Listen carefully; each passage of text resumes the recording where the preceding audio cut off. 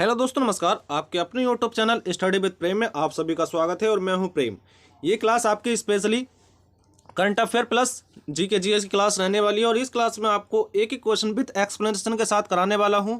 तो चलिए बिना समय में क्लास को स्टार्ट करते हैं। क्लास आपको अच्छी लगे तो एक बार लाइक जरूर करें। चलिए बात करते हैं हम। देखिए फर्स्ट क्वेश्चन की। फर्स्ट क्वेश्चन कहता है कि फीफा वर्ल्ड कप 2022 का विजेता कौन है। किसकी बात कर रहा है? फीफा वर्ल्ड कप की। और 2022 का विजेता पूछा है तो कौन है इसका? अर्जेंटीना। इसका राइट आंसर क्या हो जाएगा? अर्जेंटीना। बात करते हैं क्वेश्चन नंबर 2 की। देखिए निम्नलिखित में से आरबीआई द्वारा कौन से खुदरा डिजिटल रुपए, कौन सा डिजिटल रुपये को लॉन्च किया है? तो इसका राइट आंसर आपका हो जाएगा ई रुपी। क्या लॉन्च किया है? ई रुपी। किसने लॉन्च किया है? आरबीआई ने। अब बात करते हैं इसके बाद हम नेक्स्ट क्वेश्चन की। देखिए नेक्स्ट क्वेश्चन आपका कहता है कि राष्ट्रीय स्वास्थ्य मिशन ने कहाँ पर परियोजना निरामे की शुरुआत की थी। ठीक है, निरामे परियोजना कहाँ स्टार्ट होती है? तो ये स्टार्ट हमारी होती है असम में। कहाँ स्टार्ट होती है? असम में निरामे परियोजना स्टार्ट होती है। और असम में आप याद रखेंगे बिहू। बिहू नृत्य जो है असम का बहुत ही महत्वपूर्ण नृत्य है। कौन सा? बिहू। ठीक है। कामाख्या माता मंदिर कहाँ है? असम में है। और अम्बुबाची मेला भी कहाँ लगता है? हमारा असम में ही लगता है। तो ये बहुत ही महत्वपूर्ण बातें थी जो कि मैंने आपको असम से बताई हैं। चलिए इसके बाद बात करते हैं नेक्स्ट की। देखिए पांग क्या है? पांग।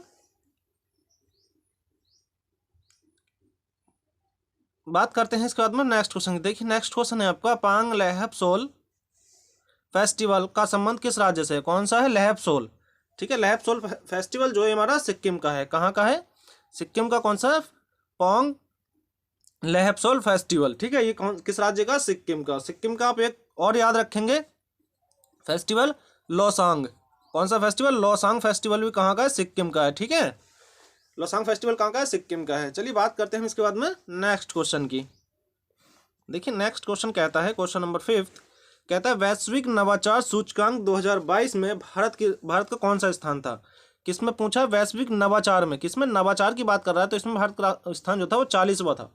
कौन सा स्थान था? 40वां। ठीक है, बात करते हैं इसके बाद में नेक्स्ट क्वेश्चन। देखिए चर्चा में रहा नान मडोल। नान मडोल क्या है? तो ये नान मडोल जो ये तूफान है। क्या है? तूफान है नान मडोल। ठीक, आपसे क्वेश्चन यही पूछा जाएगा कि चर्चा में रहा नान मडोल क्या है, तो उसका राइट आपका आंसर हो जाएगा तूफान। ठीक है, बात करते हैं इसके बाद में नेक्स्ट क्वेश्चन की। देखिए नेक्स्ट क्वेश्चन आपका कहता है प्रधानमंत्री जन धन योजना कब लागू हुई? ठीक है, तो ये लागू जो होती है मतलब स्टार्ट जो होती है ये हमारी 28 अगस्त 2014 को प्रधानमंत्री जन धन योजना स्टार्ट होती है। और ये वित्तीय समावेशी की सबसे बड़ी योजना थी प्रधानमंत्री जन धन योजना। चलिए बात करते हैं इसके बाद में नेक्स्ट क्वेश्चन की। देखिए नेक्स्ट क्वेश्चन आपका कहता है सालबुंग वेटलैंड कंजर्वेशन रिजर्व कहाँ स्थित है? ये सालबुंग जो है हमारा जम्मू कश्मीर में है। कहाँ है? जम्मू कश्मीर में है, जो कि अभी हाल ही में बनाया गया है। और एक हमारा ये है, इसका नाम क्या है? हाईवंग वेटलैंड कंजर्वेशन रिजर्व। ठीक है, तो और ये भी कहाँ है हमारा? ये भी जम्मू कश्मीर में है। तो इसका राइट आंसर आपका जम्मू कश्मीर हो जाएगा, जो कि सालबुंग वेटलैंड कंजर्वेशन आपका पूछा है कहाँ है। तो कहाँ है हमारा? राज्य जम्मू कश्मीर में। ठीक है, बात करते हैं स्टैचू ऑफ इक्वलिटी। किसकी बात कर रहा है? स्टैचू ऑफ इक्वलिटी की बात कर रहा है। तो इसका आपका राइट आंसर हो जाएगा हैदराबाद। स्टैचू ऑफ इक्वलिटी कहाँ है? हैदराबाद है स्टैचू ऑफ इक्वलिटी। ठीक है, इसके बाद बात करते हैं देखिए हैदराबाद से संबंधित और एक दो पॉइंट देख लेते हैं। हैदराबाद को ऑपरेशन पोलो के द्वारा भारत में मिलाया गया था। कब? 1948 में ऑपरेशन पोलो के द्वारा इसे भारत में मिलाया था। किसे? हैदराबाद को। हैदराबाद की बात करते हैं तो हैदराबाद जो है ये मूसी नदी किनारे स्थित है। कौन सी नदी के? मूसी नदी किनारे कौन स्थित है? हैदराबाद। ठीक, बात करते हैं इसके बाद में नेक्स्ट क्वेश्चन की। देखिए नेक्स्ट क्वेश्चन कहता है आपका अनुच्छेद 54 का संबंध किससे है? मतलब जो आर्टिकल 54 है उसका संबंध किससे है? तो इसका राइट आपका आंसर हो जाएगा राष्ट्रपति के निर्वाचन से। ठीक है, बात करते हैं हम 52 की। तो 52 में क्या है? भारत का एक राष्ट्रपति होगा, आर्टिकल 52 में है। लेकिन 54 में क्या है कि राष्ट्रपति के निर्वाचन से संबंधित जो भी होगा वो आर्टिकल 54 में है। राष्ट्रपति की शपथ की बात करते हैं तो आर्टिकल 60 में राष्ट्रपति शपथ लेते हैं आर्टिकल 60 में। तो आप मुझे कमेंट बॉक्स में बताएं कि राष्ट्रपति को शपथ कौन दिलाता है। इसके बाद बात करते हैं हम राष्ट्रपति को क्षमादान की शक्ति। आर्टिकल 72 में है राष्ट्रपति को क्षमादान की शक्ति। ठीक है, इसके बाद हम बात करते हैं महाभियोग। तो आर्टिकल 61 के द्वारा राष्ट्रपति पर महाभियोग लगाया जाता है। आर्टिकल 61 के द्वारा। इसकी पदावधि की बात करते हैं तो इसका पदावधि जो आर्टिकल 56 में है। पदावधि क्या है? आर्टिकल 56 में क्या है? पदावधि। ठीक है, आर्टिकल 56 में। ठीक है, राष्ट्रपति बनने के लिए अधिकतम उम्र कितनी होनी चाहिए? न्यूनतम उम्र कितनी होनी चाहिए? वो 35 वर्ष। ठीक है, न्यूनतम उम्र कितनी होनी चाहिए? 35 वर्ष। चाहे आपका राष्ट्रपति हो या आपका राज्यपाल हो या फिर उपराष्ट्रपति हो। राज्यपाल, उपराष्ट्रपति और राष्ट्रपति, ठीक है, इनकी न्यूनतम उम्र जो होनी चाहिए वो 35 वर्ष होनी चाहिए। ठीक है, बात करते हैं इसके बाद हम नेक्स्ट की। देखिए नेक्स्ट आपको कहता है, अब देखिए जैसे हमने गौतम बुद्ध लिया तो उससे संबंधित जो भी बनने वाले थे वो मैंने आपको सारे यही पॉइंट नोट करा दिए। देखिए बात करते हैं गौतम बुद्ध ने अपना पहला उपदेश कहाँ दिया। देखिए गौतम बुद्ध ने पहला उपदेश जो दिया था अपना सारनाथ में दिया था। कहाँ दिया? सारनाथ में अपना पहला उपदेश गौतम बुद्ध ने दिया था। बात करते हैं इनके जन्म की, तो इनका जन्म लुम्बिनी में होता है। जन्म कहाँ होता है? लुम्बिनी में होता है। लेकिन इनकी मृत्यु की बात करते हैं तो कुशीनगर में इनकी मृत्यु हो जाती है गौतम बुद्ध की। बात करते हैं सर्वाधिक उपदेश कहाँ दिए। सर्वाधिक उपदेश उन्होंने श्रावस्ती में दिए। जब कभी आपसे पूछे कि पहला उपदेश कहाँ दिया, तो पहला उपदेश आपका सारनाथ में दिया। लेकिन यदि आपसे पूछ लिया जाए कि सर्वाधिक उपदेश कहाँ दिए, तो वो आपके श्रावस्ती में दिए। ठीक है, बात करते हैं इनके बचपन का नाम क्या था। तो इनके बचपन का नाम सिद्धार्थ था। बचपन का नाम क्या था इनका? सिद्धार्थ इनके बचपन का नाम था। इसके बाद चलिए बात करते हैं हम नेक्स्ट क्वेश्चन की। देखिए नेक्स्ट क्वेश्चन कहता है कि संघीय समिति के अध्यक्ष कौन थे? किसकी बात कर रहा है? संघीय समिति की। संघीय समिति के अध्यक्ष जो थे वो जवाहरलाल नेहरू थे। कौन थे? जवाहरलाल नेहरू संघीय समिति के अध्यक्ष थे। ठीक, बात करते हैं कुछ और महत्वपूर्ण समितियां हैं, उनकी बात कर लेते हैं। देखिए संचालन समिति। संचालन समिति की बात करते हैं तो संचालन समिति के जो अध्यक्ष थे वो डॉक्टर राजेंद्र प्रसाद थे। कौन थे? डॉक्टर राजेंद्र प्रसाद संचालन समिति के अध्यक्ष थे। बात करते हैं पहले स्थायी अध्यक्ष भी कौन थे? संविधान सभा के पहले स्थायी अध्यक्ष कौन थे? डॉक्टर राजेंद्र प्रसाद पहले अध्यक्ष थे संविधान सभा के। ठीक है, और कैसे थे? स्थायी थे ये। लेकिन आप मुझे कमेंट बॉक्स में बताएं कि संविधान सभा के अस्थायी अध्यक्ष कौन थे। तो आपके पास दो क्वेश्चन हो गए। ठीक है, पहला क्वेश्चन कि राष्ट्रपति को शपथ कौन दिलाता है। ठीक है, और दूसरा क्वेश्चन आपका कि संविधान सभा के अस्थायी अध्यक्ष कौन थे। बात करते हैं प्रारूप समिति की। देखिए प्रारूप समिति की बात करते हैं तो बी आर अम्बेडकर इसके अध्यक्ष थे। भीमराव अम्बेडकर किसके? प्रारूप समिति का अध्यक्ष थे, जिसकी स्थापना 29 अगस्त 1947 को होती है। ठीक है, कब होती है? इसकी स्थापना 29 अगस्त, ठीक है, 1947 को इसकी स्थापना होती है। प्रारूप समिति की स्थापना 29 अगस्त को होती है। इसमें बात करते हैं कितने सदस्य थे, तो इसमें 7 सदस्य थे। ठीक है, बी आर अम्बेडकर सहित कितने सदस्य थे? 7। बात करते हैं तदर्भ समिति। तदर्भ समिति के जो अध्यक्ष थे वो हमारे डॉक्टर राजेंद्र प्रसाद थे। ठीक है, डॉक्टर राजेंद्र प्रसाद किसके अध्यक्ष थे? तदर्भ समिति के अध्यक्ष थे डॉक्टर राजेंद्र प्रसाद। चलिए बात करते हैं इसके बाद में नेक्स्ट।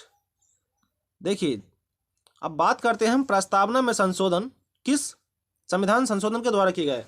देखिए पूछा कि प्रस्तावना में संशोधन किस संविधान संशोधन के द्वारा किया गया है, तो इसका राइट आपका आंसर हो जाएगा 42वें संविधान संशोधन। किसके द्वारा?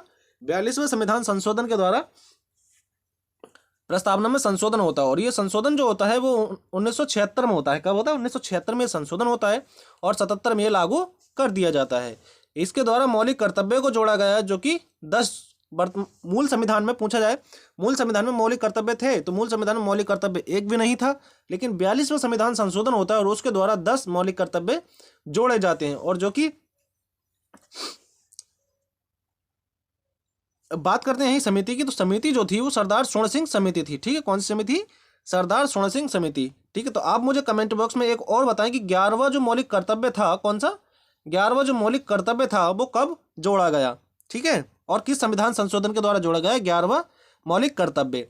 बात करते हैं प्रस्तावना की। देखिए और कुछ महत्वपूर्ण प्रस्तावना संबंधित तो देख लेते हैं। देखिए प्रस्तावना में न्याय 3 प्रकार का न्याय है। कौन सा? 3 प्रकार का, सामाजिक, आर्थिक और राजनीतिक। कितने प्रकार के न्याय है? 3 प्रकार का न्याय है। बात करते हैं स्वतंत्रता की। 5 प्रकार की स्वतंत्रता है। विचार की, अभिव्यक्ति की, विश्वास की, धर्म और उपासना। 5 प्रकार की स्वतंत्रता, 3 प्रकार का न्याय और समानता कितनी है? 2 प्रकार की समानता, अवसर और प्रतिष्ठा की समानता है। ठीक है, बात करते हैं इसके बाद में नेक्स्ट। देखिए अब मैंने जो ये एक युद्ध से बहुत सारे युद्ध जो भी इससे महत्वपूर्ण बनने वाले थे वो सारे युद्ध मैंने यहीं लिखवाने की कोशिश की है। ठीक है, देखिए बात करते हैं बाबर और इब्राहिम लोदी के बीच पहला युद्ध कब हुआ। तो देखिए बाबर और इब्राहिम लोदी के बीच पहला युद्ध होता है 1526 में, जो कि पानीपत का युद्ध कहलाया। पानीपत का पहला युद्ध कब होता है? 1526 में। और इस युद्ध में ही क्या हो? लोदी वंश का अंत हो जाता है। ठीक है, 1526 में। बात करते हैं हम खानवा की। देखिए खानवा का जो युद्ध होता है, किसका? खानवा का युद्ध आपका होता है 1527 में। और ये किस किस के बीच होता है? बाबर और राणा सांगा के बीच होता है खानवा का युद्ध। बात करते हैं इसके बाद चंदेरी का युद्ध। चंदेरी का युद्ध जो होता है हमारा ये 1528 में होता है और ये बाबर और मैदिनी रॉय के बीच होता है। किसके? बाबर और मैदिनी रॉय के बीच क्या होता है? चंदेरी का युद्ध। ठीक है, चंदेरी का युद्ध। बात करते हैं घाघरा का युद्ध। घाघरा का युद्ध होता है 1529 में, जो कि बाबर और अफगानों के साथ होता है। किसके? बाबर और अफगानों के साथ कौन सा होता है? खानवा घाघरा का युद्ध। ठीक है, बात करते हैं चौसा का युद्ध। चौसा का युद्ध जो होता है 1539 में होता है। चौसा का युद्ध जो कि शेरशाह और हुमायूं के बीच होता है 1539 में। कन्नौज का युद्ध होता है 1540 में, जो कि ये भी किस किस के बीच होता है? शेरशाह और हुमायूं के बीच होता है 1540 में। किसका? कन्नौज का युद्ध। बात करते हैं प्लासी के युद्ध की, बहुत ही महत्वपूर्ण युद्ध मैंने आपको लिखे हैं।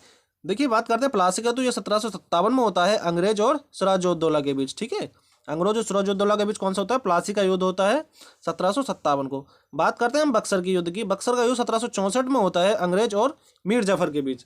ठीक है, अंग्रेज और मीर जफर के बीच क्या होता है? बक्सर का युद्ध होता है, जो कि कब होता है? 1764 में होता है। चलिए बात करते हैं और कुछ महत्वपूर्ण युद्धों की। देखिए, नेक्स्ट कहता है आपका तेहरान का पहला युद्ध। कि तेहरान का पहला युद्ध होता है 1291 में, जो कि मोहम्मद गौरी और पृथ्वीराज चौहान के बीच होता है। ठीक है, और तेहरान का द्वितीय युद्ध की बात कर लें यहीं, तो ये 1192 में होता है। ये भी पृथ्वीराज चौहान और मोहम्मद गौरी के बीच होता है। ठीक है, बात करते हैं हम पानीपत के दूसरे युद्ध की। पानीपत का दूसरा युद्ध जो होता है 1526 में होता है, जो कि अकबर और हेमू के बीच होता है। पानीपत का दूसरा युद्ध कब होता है? 1556 में होता है, जो कि अकबर और हेमू के बीच होता है पानीपत का दूसरा युद्ध। बात करते हैं पानीपत के तीसरे युद्ध की। तो पानीपत का तीसरा युद्ध जो होता है 1761 में होता है, अफगान और मराठा के बीच होता है। किसके? अफगान और मराठा के बीच कौन सा युद्ध होता है? पानीपत का तीसरा युद्ध होता है अफगान और मराठा के बीच। चलिए अब बात करते हैं हम नेक्स्ट क्वेश्चन की। देखिए, नेक्स्ट क्वेश्चन कहता है कि पहला पृथ्वी सम्मेलन कब हुआ? पृथ्वी सम्मेलन की बात करते हैं कब हुआ, तो ये 1992 में पहला पृथ्वी सम्मेलन होता है। कब? 1992 में। ठीक है, और कहाँ होता है? ये रियो में होता है 1992 में। कहाँ? रियो में। इसके बाद बात करते हैं पॉइंट क्या था? पहला स्टॉकहोम सम्मेलन 1972 में होता है, जो कि सतत विकास का पहला सम्मेलन था। पहला स्टॉकहोम सम्मेलन कब होता है? 1972 में होता है, और ये सतत विकास का पहला सम्मेलन था। बात करते हैं इसके बाद में नेक्स्ट क्वेश्चन की। देखिए, नेक्स्ट क्वेश्चन आपका है कि गांधी इरविन समझौता कब हुआ? गांधी इरविन समझौते की बात करते हैं तो ये हमारा 1931 में होता है। कब होता है? 1931 में गांधी इरविन समझौता होता है आपका 1931 में। 1931 में एक दो और चीज़ें हैं। देखिए, 1931 में दूसरा गोलमेज सम्मेलन भी कब होता है? 1931 में ही होता है दूसरा गोलमेज सम्मेलन। ठीक है, और 23 मार्च 1931 को क्या होता है? राजगुरु सुखदेव और भगत सिंह, इन तीनों को क्या दी जाती है? फांसी दी जाती है 23 मार्च 1931 को। ठीक है, बात करते हैं 1919 की। देखिए, 1919 की बात कर लेते हैं तो क्या क्या हुआ 1919 में। देखिए, 1919 में क्या होता है? जलियांवाला बाग हत्याकांड होता है, जो कि 13 अप्रैल 1919 को होता है। और इसकी समीक्षा के लिए एक आयोग की स्थापना की जाती है, जिसका नाम हंटर आयोग था। ठीक है, हंटर आयोग अगर पूछने जाए कि हंटर आयोग ने अपनी रिपोर्ट कब दी, तो 1920 में हंटर आयोग ने अपनी रिपोर्ट दी थी, लेकिन इसे स्थापित कब कर दिया गया था? 1919 में ही। ठीक है, बात करते हैं इसके बाद में नेक्स्ट की। देखिए, मॉन्टेग्यू चेम्सफोर्ड अधिनियम जो आता है वो भी हमारा 1919 को ही आता है। बात करते हैं खिलाफत आंदोलन। देखिए, खिलाफत आंदोलन भी कब होता है? 1919 को होता है खिलाफत आंदोलन। ठीक है, रौलक एक्ट, जिसे काला कानून कहा गया है, ये भी 1919 में ही आता है। ठीक है, अंतर्राष्ट्रीय श्रम संगठन ILO, ठीक है, इंटरनेशनल लेबर और ऑर्गेनाइजेशन, ठीक है, इसकी स्थापना कब होती है? 1919 को ही होती है, और जिसका मुख्यालय कहाँ है? जिनेवा में। ठीक है, तो ये 1919 से देखिए 6-7 क्वेश्चन बनने वाले थे, जो कि मैंने आपको एक ही जगह लिखवा दिए। मैंने आपको एक जगह इसलिए लिखवाई, यदि आपको 1919 जब भी आपको ध्यान में आएगा तो ये सारे क्वेश्चन आपके माइंड में रिपीट होते रहेंगे। तो इससे आप एक ही क्वेश्चन को अलग याद ना करेंगे, एक ही जगह आपको ये सारे क्वेश्चन हो जाएंगे जब 1900 से संबंधित जो भी आपके क्वेश्चन आने वाले हैं। तो चलिए बात करते हैं इसके बाद में नेक्स्ट क्वेश्चन की। देखिए, नेक्स्ट क्वेश्चन आपका कहता है रिजर्व बैंक। ठीक है, रिजर्व बैंक ऑफ इंडिया की स्थापना कब होती है? रिजर्व बैंक ऑफ इंडिया की स्थापना होती है आपकी 1 अप्रैल 1935 को। ठीक है, 1 अप्रैल 1935 को रिजर्व बैंक ऑफ इंडिया की स्थापना होती है। लेकिन बात करते हैं इसके अधिनियम की, तो 1934 में इसका अधिनियम आता है। ठीक है, 1934 में अधिनियम आता है। देखिए, RBI पहला बैंक था जिसका पहली बार राष्ट्रीयकरण हुआ। तो 1 जनवरी 1949 को पहली बार राष्ट्रीयकरण होता है RBI का। ठीक है, समिति की बात करते हैं तो यंग हिल्टन समिति की सिफारिश पर आया था RBI। ठीक है, यंग हिल्टन। बात करते हैं पहले गवर्नर भारतीय कौन थे, तो CD देशमुख पहले भारतीय थे। और पूछ रहे हैं कि पहले गवर्नर कौन थे, तो वो अंग्रेज थे, और जो कि ऑसबॉर्न स्मिथ थे। ठीक है, बात करते हैं 25वें नंबर के कौन है हमारे 25वें नंबर गवर्नर जो है वो शक्तिकांत दास है। ठीक है, इसके लोगों की यदि मैं बात करूं तो लोगो इसका बाघ और ताड़ का वृक्ष जो है, ताड़ का पेड़ जो इसका लोगो है किसका? RBI का। ठीक, बात करते हैं इसके बाद में हम नेक्स्ट क्वेश्चन की। तो देखिए आरबीआई संबंधित जितने भी क्वेश्चन बनने वाले थे मैंने सारे आपको इसी क्वेश्चन में करा दिए। बात करते हैं देखिए जीएसटी की। देखिए जीएसटी की स्थापना कब होती है, ठीक है।